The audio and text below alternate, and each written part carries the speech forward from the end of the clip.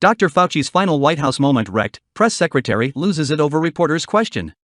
A day long hoped for has finally arrived. Anthony Fauci has left his post at the NIAID.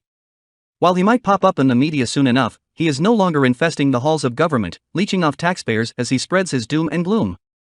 Fauci ended his disgraced 30-plus years in government work by appearing before the White House press corps. Clearly, he was wanting one last chance to bask in the limelight, positioning himself for what will be painful investigations by House Republicans. But that last bit of glory-seeking ended up very badly for Fauci, who will soon face the consequences of his actions. White House Press Secretary Karine Jean-Pierre snapped at reporters who raised questions about the origins of COVID-19 during Tuesday's press briefing, which featured outgoing White House Chief Medical Advisor Dr. Anthony Fauci. Jean-Pierre shut Glebova down and rebuked her for speaking out of turn. "We have a process here. I'm not calling out on people who yell. And you're being disrespectful to your colleagues, and you're being disrespectful to our guest," Jean-Pierre said. "I will not call on you if you yell, and also you're taking time off the clock because Dr. Fauci has to leave in a couple of minutes." How pathetic. Fauci was hoping for one last moment to prance around like the media's golden boy.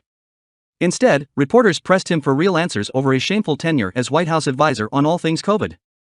When a Daily Caller reporter asked for information about the origins of COVID, Biden's attack dog jumped into action. KJP attacked the reporter and claimed she was being disrespectful. A reporter from Today News Africa defended Glebova and said the question was valid. KJP attacked that reporter next, again calling them disrespectful. "I'm sorry, is this the press room of a third grade class? Since when does someone like KJP have the right to rebuke reporters as disrespectful? Democrats have spent years slandering Republicans and conservatives, misrepresenting facts, and outright lying. But when a few reporters demand real answers for a man with blood on his hands, it's disrespectful? Give me a break." Fauci will have to answer for his role in exploiting the pandemic and making it much worse. He has been linked to the lab where COVID is suspected to have originated from. And his advice since the beginning has been challenged and debunked. If Fauci thought he could go out on a high note, raking in as much cash and glory as he could, he was sorely mistaken.